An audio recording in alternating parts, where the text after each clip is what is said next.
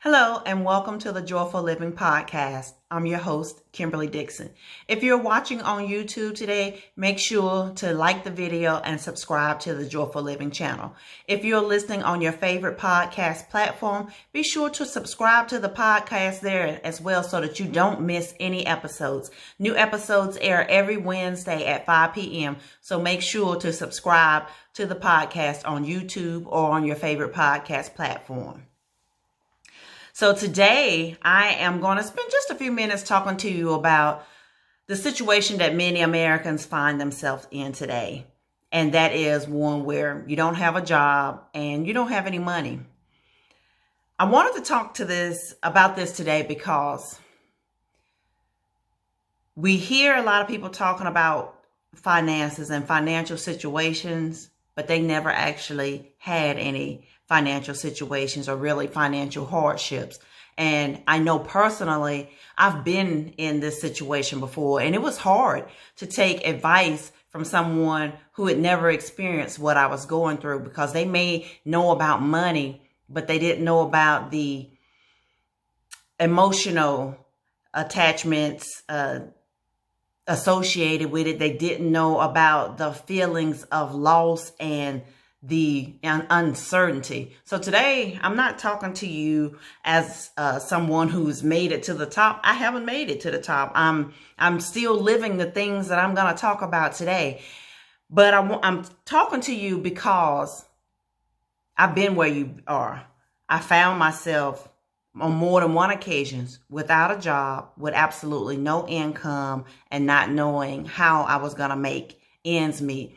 So the things that I'm going to talk about today are the things that I use myself personally to make it through that financial hardship. Because those of you who have been listening to the podcast or following me on social media or on YouTube, you know part of my story. Many of you have my memoir, Can These Bones Live Again?, in which I talk about a fraction of the things that I have been through in my life.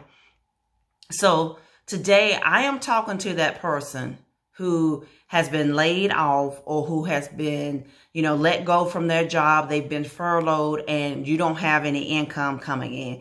I'm going to talk to you today because, okay, you got laid off, you qualified for unemployment, but someone who has never been laid off doesn't really know that it often takes 4 to 6 weeks before you ever receive your first check. And I'm like, you'll get unemployment. Well, yeah, I will get unemployment, but I live check to check. I need some money today. So I'm talking to someone who is living through that experience now, because so many people, they can't relate to it. They think they know because they know policies and they know some of the things that's available, but they don't know what it feels like emotionally. So today I'm going to talk about that for just a few minutes. So in 2005, after working with Bank of America for almost 10 years, at the end of a shift one day, I found myself without a job. Came as a total surprise. Wasn't expecting it at all. I was also in my 20s, so I wasn't as financially savvy as I am today. So I had a 401k. I qualified for unemployment, but I had bills that were going to be due in a couple of weeks. And unemployment, nor that 401 was going to show up immediately, because this was been decades ago. So things weren't as automated as they are today. So you were waiting on a physical check for the 401k payout. And if I remember, I think unemployment had direct deposit, but it still was a lengthy process. It took weeks and weeks before I ever was approved. And then it took another 2 weeks before the checks would start. So that was about 6 to 8 weeks with no money coming in, for someone who had a okay job, but it wasn't the best paying job in the world. And I lived check to check. So today I'm going to talk to you for just a minute. So the first thing that I want you to do is take a breath. You are stressed out. You are anxious. You are afraid, especially if you're family.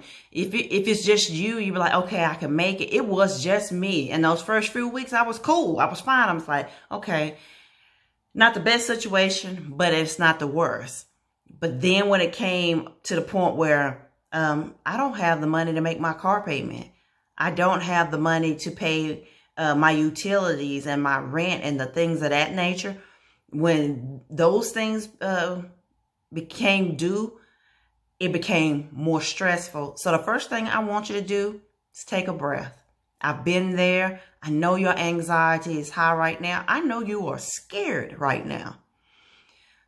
After you've taken a breath and calmed down, this is the time to do a full financial assessment. Where do you have money at? And I'm talking about any money, because I'm not talking about somebody. The problem I always had with financial, some of the financial people, I remember one in particular I used to follow years ago, and she would talk about, go and check this account and, that you forgot about that's got $2,000 or $3,000 in it. I didn't have $200 or $300. So it was offensive to me. I'm like, I don't have that kind of money anywhere. But do a full financial assessment.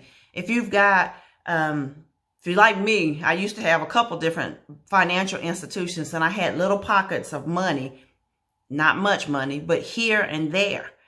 Do a full financial assessment and see where you have any kind of money. And if you don't have multiple accounts with a little bit of money in them, do a full financial assessment around your house.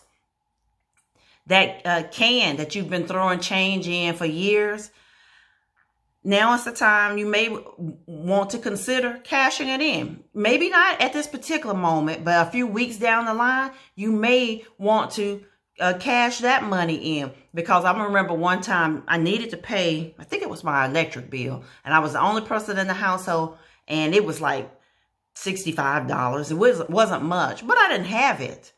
So I was like, God, please let this can have $75 in it.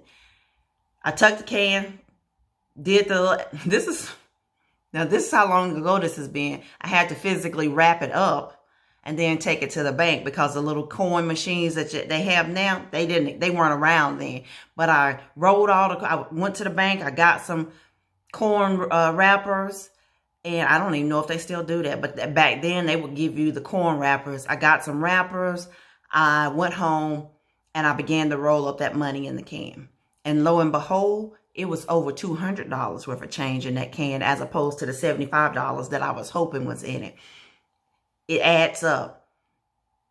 So do a full financial assessment so you'll know how much money do you actually have, and how many weeks you can go without getting any kind of money in. The second thing is you want to reach out to your creditors, whether that is a mortgage company, a rental company, your credit cards, any kind of debt that you have. Stay in communication with your creditors. Talk to them, let them know what's going on, and stay in. The natural impulse right now is to hide. But I'm telling you, when you talk to them and talk to them frequently, you'll get much better results. So then I want you to, we should have did this after the financial assessment, but set a budget. Cut out all unnecessary spending. You think $2 or $3 here in the convenience store, or, this item for $5, $10, $20, $100, whatever level you're on, you don't think about those small amounts of money because you've been doing and living that way so long, but that money adds up. So cut out unnecessary spending. If you're stopping by a convenience store, don't buy snacks out of a convenience store. It's way overpriced. And matter of fact, cut back on it when you're buying in a grocery store or wherever you do your shopping at. But be conscientious about where you do your shopping. This particular brand of grocery store you shop at, some are much more expensive than others. And you may think, $5 on this item isn't much, but if you got 100 items in your cart and everything was 5 cents more, that adds up. So be conscientious about where you're doing your grocery shopping and things of that nature. Make budget-friendly meals. Make casseroles, things that take a couple of chicken casserole is super easy to do, and it's something that you can eat off of multiple times, especially if you have children. You can get a good hearty meal and you can eat off of it more than once. So make food that's budget friendly so that your buck goes the furthest. Because my friends and I used to joke about that I know how to make $1 out of 15 cents, because I do. I have done it. And as a matter of fact, in the 2 years prior to having my first knee replacement in 2015, I spent the 2 years prior to that couponing, because I knew that when I was out of work, I knew I was going to be out of work most of 2015, which I was, between the actual surgery, the weeks of recovery, physical therapy, all of that stuff. And I was going to do both knees at 2 different times. That adds up.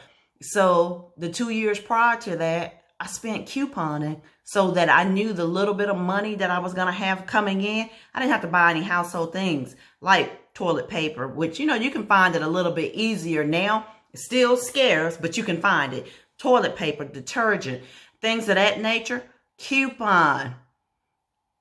It may take a while to get the hang of it, and it may seem like a hassle to have to clip coupons and do it, but believe me, it makes a difference. But here's one of the things I want you to realize about couponing. And I did it for a couple of years, but I stopped after I had gone through my recovery, because I realized in that process there was no need in me buying things that I didn't actually eat. That's still, even if it was cheap and you paid 5 cents for it, it's still a waste of money if it's going to sit in your cabinet or wherever you store your food at until it expires. So the things that you would eat, pasta sauce, things of that nature, but by all means, your detergent, things of that nature that you will actually use, start couponing for it. The things that you see coupons for and like, oh, that's a great coupon. But if you don't actually eat that and you don't eat it, don't buy it. It's a waste of your money. And we're actually trying to save money now. So don't buy things that you are not going to eat.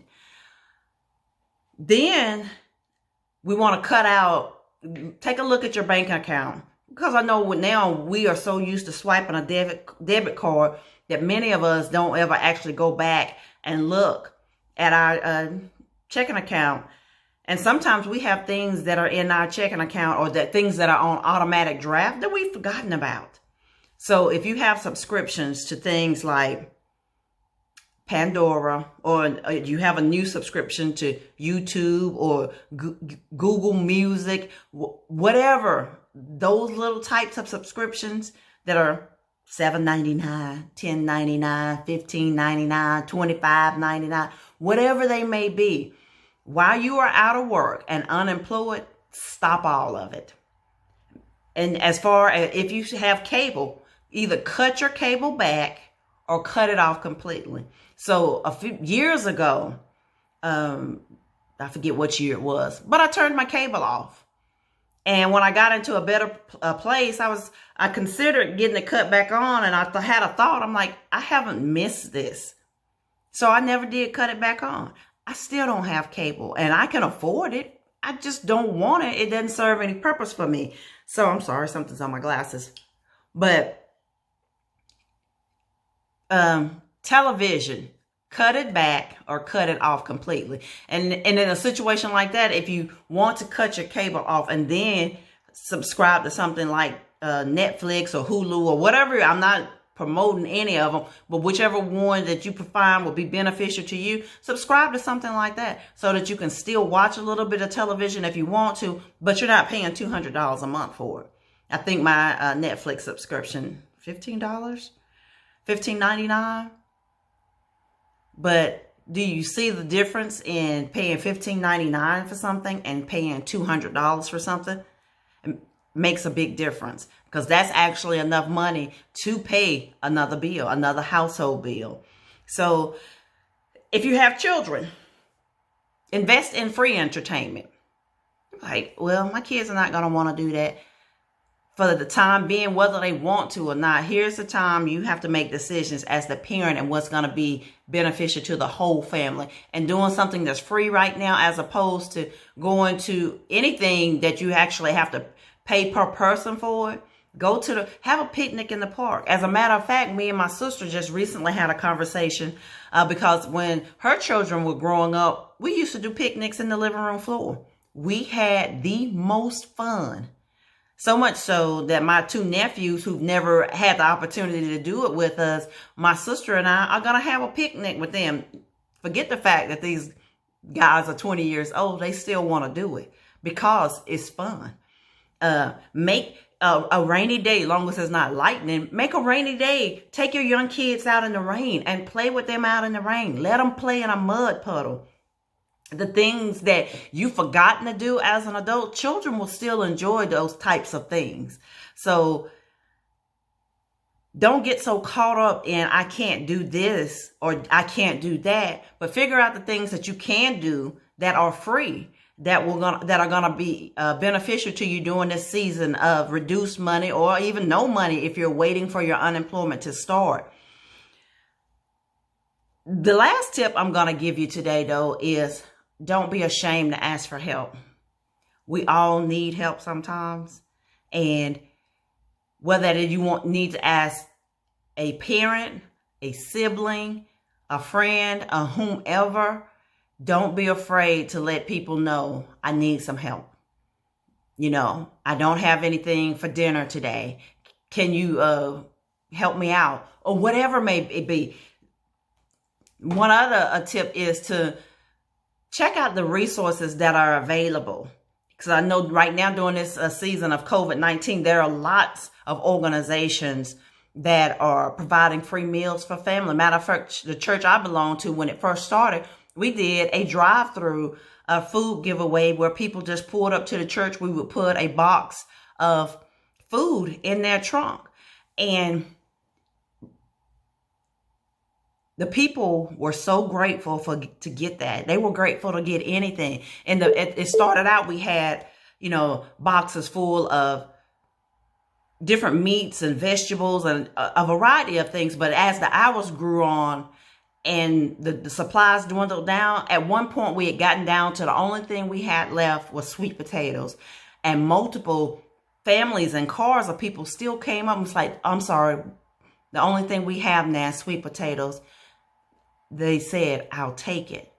So don't be afraid to ask for help, and don't be afraid to take the assistance that's available to you. Because I know pride can be one of our biggest downfalls.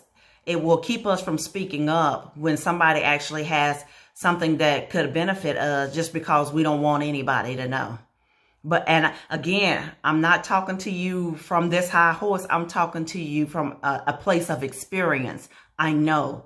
So during this season, when you're out of a job and you're waiting for unemployment to begin, or you're waiting for whatever financial assistance to start that you're looking for, or you're having difficulty feeding your family, speak up, say something, let people in your family know, let your friends know, because you never know that person who is going to have the resource. If they may not personally be in the position to financially help you, but they may know about a resource that can help you. So don't be ashamed. We all need help. So guys, this has been a quick podcast today because I just wanted to, I know people are scared right now. I know they are feeling uncertain. I know they don't know what to do, but I'm talking to you as a person who has lived through a job loss, who's lived through being unemployed for months on end. I've lived it. And so I know what you're feeling, but I want you to know that things will get better. Don't give up. Don't lose your joy, and don't lose your hope or your faith in the middle of this.